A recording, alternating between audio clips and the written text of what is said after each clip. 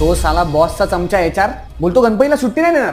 असं का sir? Month एंडला आपण सॅटर्डेला पण काम करतो, तरी पण आपल्याला पाहिजे तेव्हा सुट्टी मिळत नाही. असं का सर? कदम तू विसरतोयस, आपण इकडचे एम्प्लॉईज आहोत.